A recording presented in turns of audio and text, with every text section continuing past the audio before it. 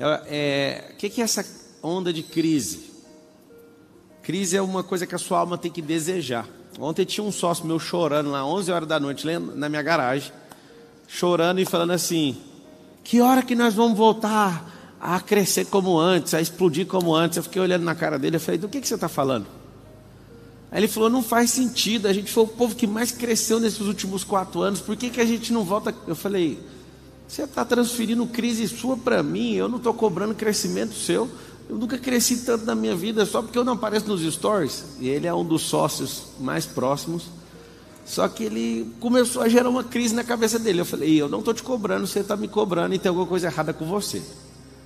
Aí eu falei para ele: você está querendo gerar uma crise, mas colocar eu dentro da crise, essa crise é sua. E aí eu falei para ele: bom você voltar para sua casa, repensar o que você está falando e gerar essa crise para você, porque nem eu estou gerando.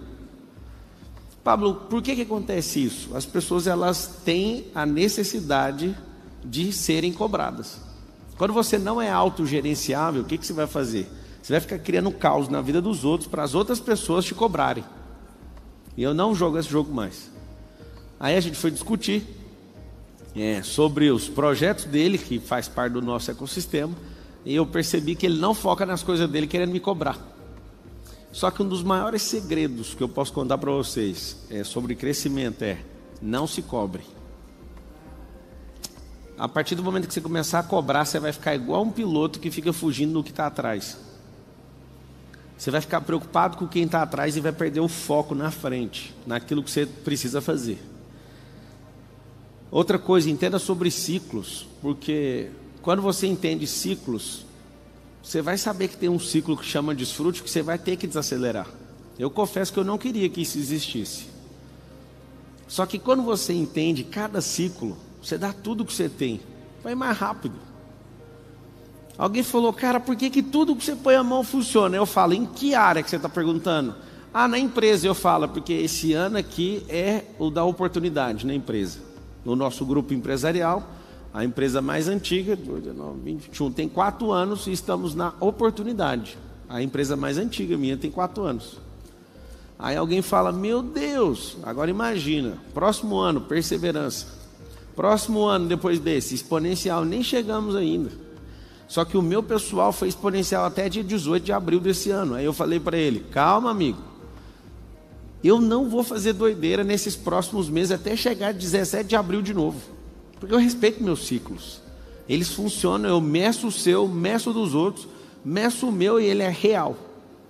Ano passado foi assustador, e tanto de coisa que você nem quer e explode. Aí você fala: por que isso acontece? Várias religiões, cada uma põe um nome num negócio desse. Eu falo: são os ciclos. E aí o que é uma crise mentirosa? É quando você quer forçar um ciclo que não existe. Então existe crise o tempo inteiro? Sim, desde o Éden. Desde o Éden estamos em crise, não vai acabar. O último episódio da crise vai ser o tribunal do trono branco, quando o Senhor Deus falar: passa todo mundo aqui no mar de fogo. Lá vai ser a pior crise, depois daquilo não vai ter mais crise. Aí você fala: e até lá, o que eu faço? Administre, crie e cancele crises que não fazem sentido. Tem crise que não faz sentido, principalmente a dos outros. Alguém da minha família, não vou falar quem, falou assim para mim: você fala que ama resolver problema, que você ama problema, mas os meus você não ama. Eu falei: porque isso aí quem tem que amar é você. Não sou eu. É alguém que eu tinha que realmente nem responder desse jeito. Vocês já imaginam quem é. E eu falei: agora, eu já ia falar, se a Vossa Senhoria quisesse que eu resolvesse esse problema seu, você estava abrindo mão da sua própria vida. Você que tem que resolver. Você quer ajuda? Quero. Então faz isso e isso. Não, mas não é tão simples assim. Então esquece o que eu falei. Faz do jeito difícil. O que você tem que perceber? A gente vai estar sempre em crise. Ou na crise dos outros, ou na nossa. Eu vou te falar: muito mais barato viver na sua própria crise. Muito mais barato. Porque você sabe até onde ela vai, você sabe o que você está fazendo. E quando você instaura a crise, não tem cobrança, mas tem pressão. Eu estava agorinha treinando de kart. Aí começou a chover. Aí eu vi todos os pilotos parando de correr. Eu falei, é tudo que eu mais quero. Eu quero alugar um caminhão-pipa para ficar molhando a pista, para eu ficar bom na chuva. Aí eu comecei, acabei de sair agora.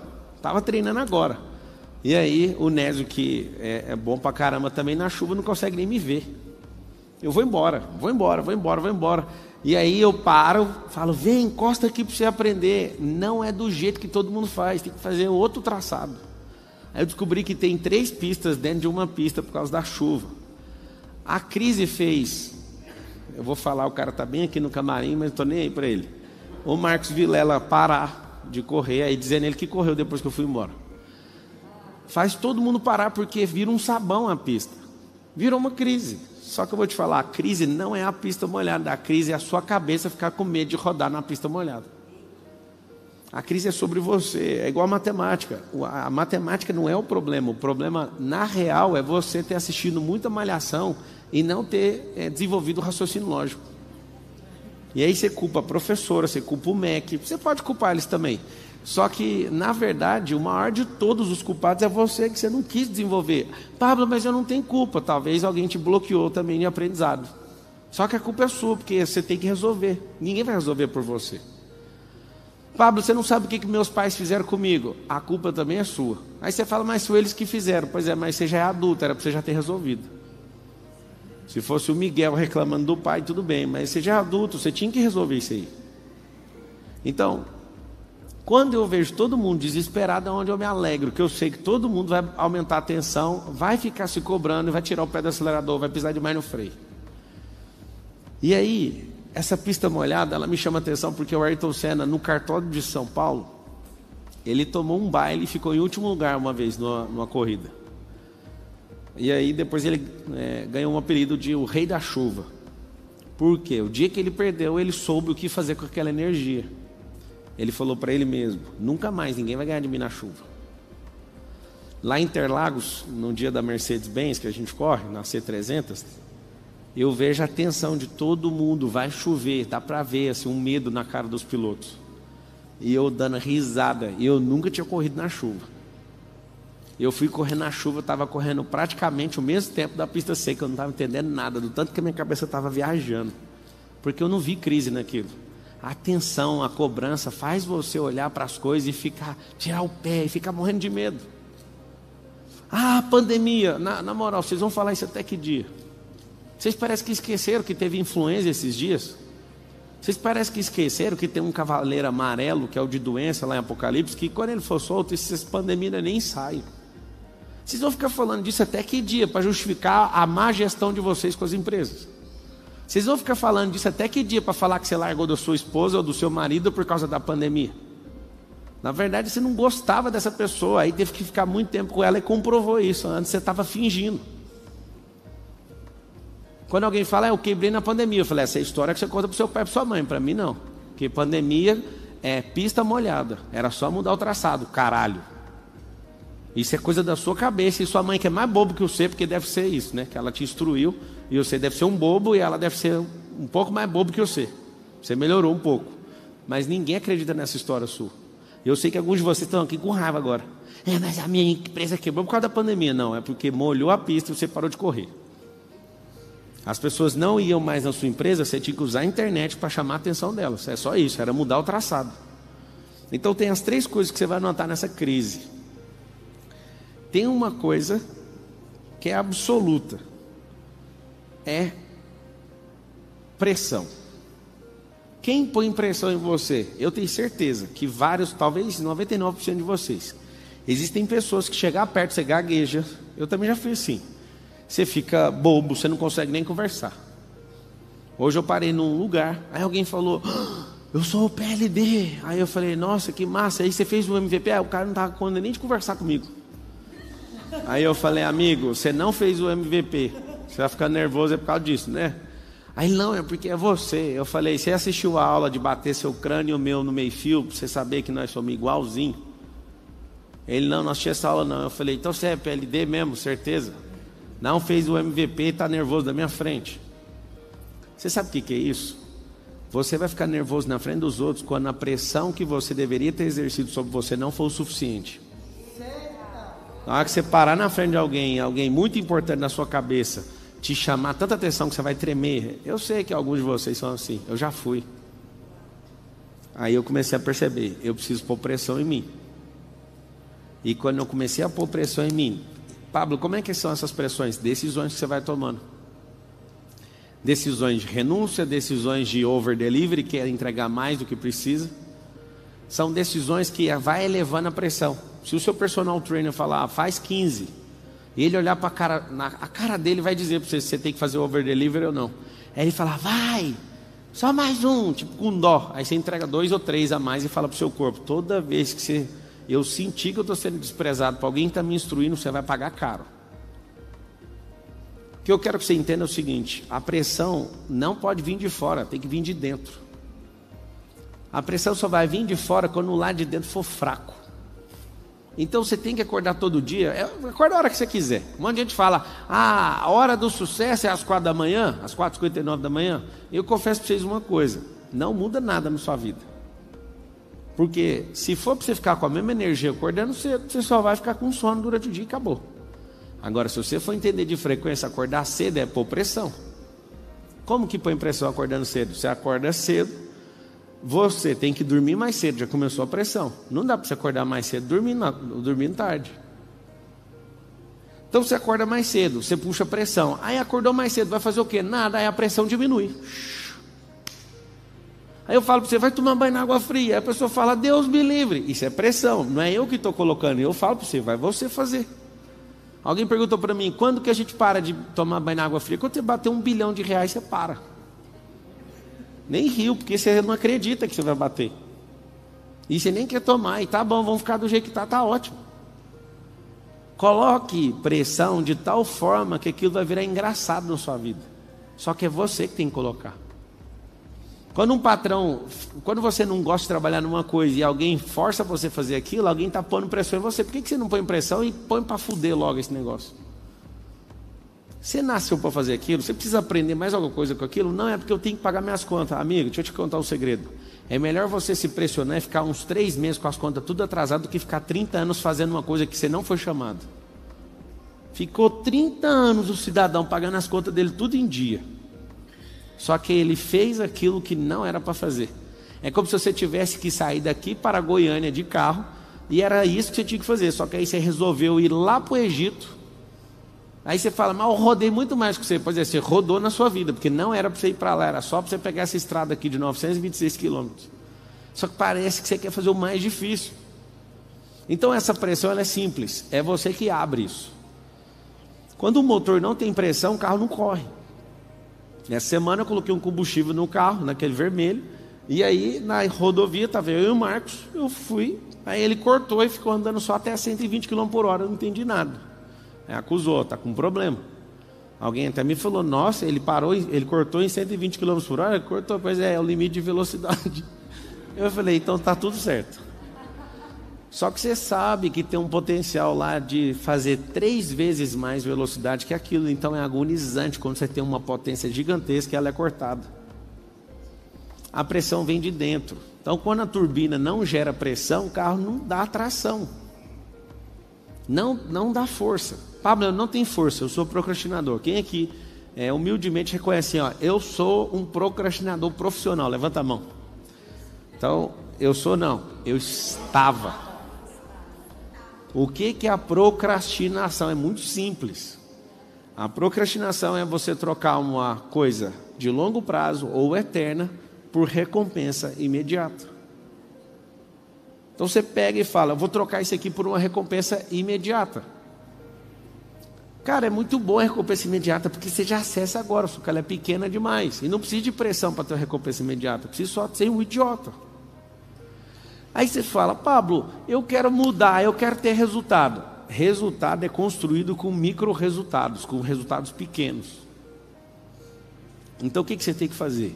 O resultado pequeno, ele precisa ser propagado. Você precisa acessar a recompensa dele, senão não vai destravar para a próxima fase.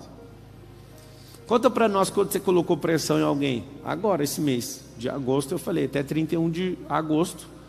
Todo mundo que foi executivo aqui, que não tiver seu livro lançado, está fora do negócio. Aí uns começaram a gritar, não tem como, não vai dar, não sei o quê. Eu falei, eu não estou nem aí. Enquanto vocês vão lançar um livro, eu vou lançar 4, para vocês entenderem o que é pressão. Aí nesse auditório aqui, às 19 horas do dia 31 de agosto, estava aqui, os 25 livros sendo lançados. Tudo com capa, a família de todo mundo aqui, ninguém acreditando. Nossa, essa pessoa que nunca fez nada, lançou um livro e né, Elis? 27 livros. E aí tava os familiares tudinho assim, mas o que esse papo fez com essas pessoas? O meu foi 6? 4 só meu, e um meu com a Carol e outro meu com o Marcos Paulo. Quando você for ler o livro meu e do Marcos Paulo, foi eu que escrevi sozinho. Eu coloquei o nome dele, porque ele fica louco, dizendo ele que foi ele que escreveu mais. É o seguinte, você vai ver lá de quem que é a linguagem, aí você tira suas conclusões. Onde tiver o Tais Mania falando é ele. Vai ficar louco.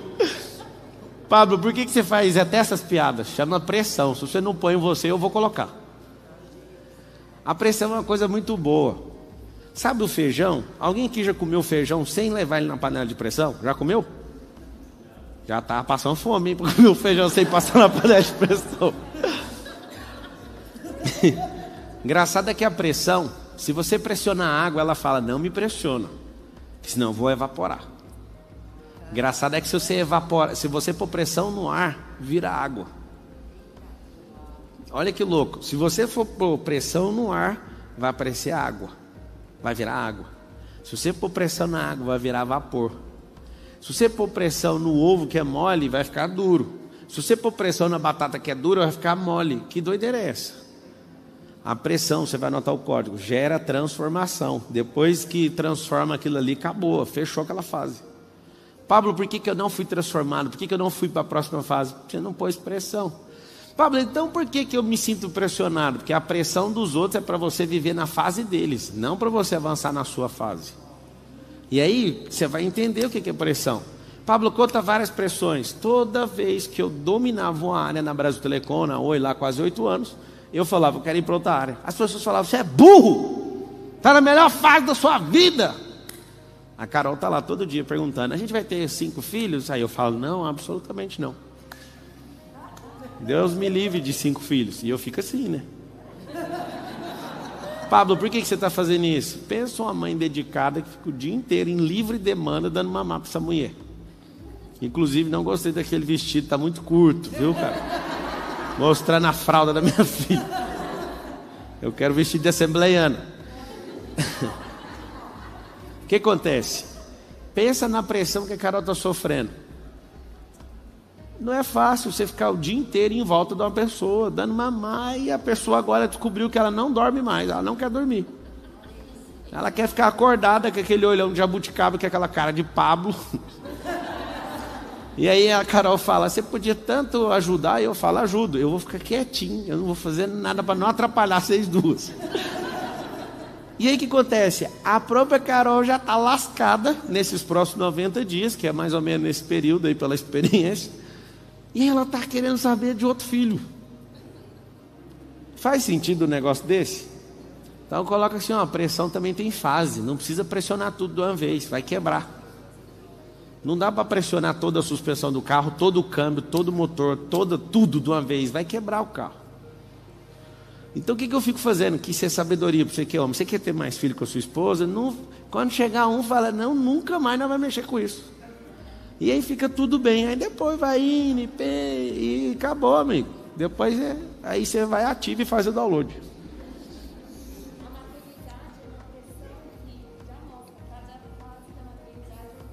Sim. Sei. Tudo tem pressão. Só que quando você não cria a sua, você vai ver a dos outros. Pablo, o que eu faço depois de sair de hoje, depois de assistir essa live aqui, que eu nem apertei o like, porque eu não sei o que é o like. O like é um botão assim, ó. Aperta aí que é pressão que você põe no YouTube, e o YouTube tem que trabalhar para mim e para você, para chegar em outras pessoas, que no caso foi eu pedindo há 10 lives atrás, para você chegar bem aí, caso você não saiba. Às vezes você fala, não vou apertar. Eu te entendo, amigo. Você também não devia ter sido encontrado. Quando você aperta o like, você põe pressão no YouTube. E você que está aí sem fazer nada, que só tem 14, põe pressão no dislike, que é esse botão assim, ó. Pablo, por quê? Porque o YouTube entende, se tem muito like e dislike, chama mais atenção e vai atrair mais gente para assistir. Olha lá, subiu para 15, 16, é isso que você tem que fazer. Você não pode ser morno, você tem que apertar ou positivo ou negativo. O negativo mostra que você não está aprendendo nada, o positivo que você está aprendendo alguma coisa. Pegaram o código aí? Então o que acontece? Paga o garçom pelo menos. Aí, ó, já tem 18 dislike. Vai subir 1000 like. Vai apertando aí. Deixa eu ver. Pablo, conta pra mim uma grande pressão que você pôs na sua cabeça. Acho que a primeira grande pressão que eu senti mesmo foi falar que eu ia fazer uma faculdade e não tinha nenhum real. Absolutamente nenhum real. Eu ganhava R$240 e eu lembro que eu peguei o olerite de R$240 e eu gastei ele inteiro na lanchonete do lugar onde eu trabalhava. A minha mãe falou, você é um miserável. Você trabalhou o mês inteiro para pagar lanchonete? Exatamente, eu não peguei nenhum real. Eu falei, mas a coxinha tem catupiry, não teve como. A minha mãe, não faz sentido, e não sei o que. Eu falei, mano, o que eu vou fazer da minha vida? A primeira pressão é ganhando isso, imagina, ganhando isso. Na verdade não é, eu tinha 16 anos, eu entrei na faculdade com 18. Com 18 eu estava ganhando outra coisa, que era R$800, eu desmontava e montava computador. E aí eu dava dinheiro para minha mãe, logo não sobrava nada, que era eu, minha mãe e minha irmã. E eu só queria fazer a faculdade. Sabe o que acontecia? Eu não tinha o dinheiro. E aí eu fui lá sem dinheiro e falei, vou entrar nessa faculdade. Enquanto eu coloquei meu nome lá, que eu passei no super vestibular da Universidade Paulista. Né? Eu não consegui passar na Federal, graças a Deus. Oh, Jesus, obrigado. Eu zerei biologia, não sei explicar como. E aí o que aconteceu? Eu fiz a inscrição. Era exatamente o valor da inscrição mais o meu vale transporte, que eu estava acabando de descobrir, porque eu ia entrar na Brasil Telecom no mesmo dia. Eu decidi, eu vou entrar nisso. Eu liguei, pai, o senhor pode pagar? Não. Alguém pode ajudar? Não. E todo o dinheiro era comprometido para comer, para bancar a minha casa lá. E aí eu falei para minha mãe, olha, eu vou fazer essa faculdade. Minha mãe, não faz isso não sei o quê. Eu falei, não quero saber. Foi ali a primeira pressão. Quando eu decidi fazer, eu estava saindo da faculdade com o papel na mão, para pegar o boleto e pagar. Eu não tinha nenhum real. Eu olhei para o outro lado da rua, vi um monte de gente. Aí eu atravessei a rua, a BR-153, pulei o guarda-reis, cheguei e falei, o que vocês estão fazendo aí? Ah, vai ter processo seletivo para ser atendente de call center. Aí eu falei, como é que vocês colocaram o nome aí? Ah, eles ligaram. Eu falei mesmo. E dei uma volta, fiquei assuntando. Aí vi um cara, meu nome tá aí, não tá não sei o que. Eu falei, meu nome também tá aí não, coloca aí. Aí o cara colocou meu nome, me chamou.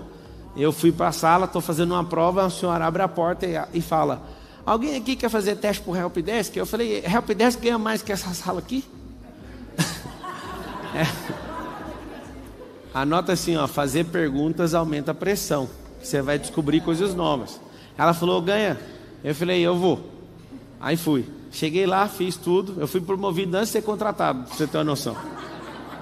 E aí, eu passei naquilo. R$525. Peguei aqueles R$525. Não dava para pagar a mensalidade da Unip. Aí eu peguei o Vale Transporte. E aí eu não usava o Vale Transporte, ia a pé. E até comprar uma bicicleta. E depois eu comprei essa bicicleta com um pedaço também das xerox que eu fazia, dos trabalhos para os amigos. E aí eu fui para essa faculdade, fiquei lá 5 anos na faculdade de Direito. Aquilo foi uma grande pressão. Eu lembro um dia que um amigo meu me chamou, você quer empreender fazendo show comigo? Eu falei, quero. Aí eu fui, usei todo o limite do meu cartão de crédito. R$2.000. Aí eu pus e ganhei 30 mil. Só que eu trabalhei 60 dias sem parar. Aí eu ganhei esse dinheiro. Quando eu ganhei esse dinheiro foi muito massa. esses 30 mil reais eu somei com um pouco que eu já tinha juntado e comprei um apartamento à vista para minha mãe.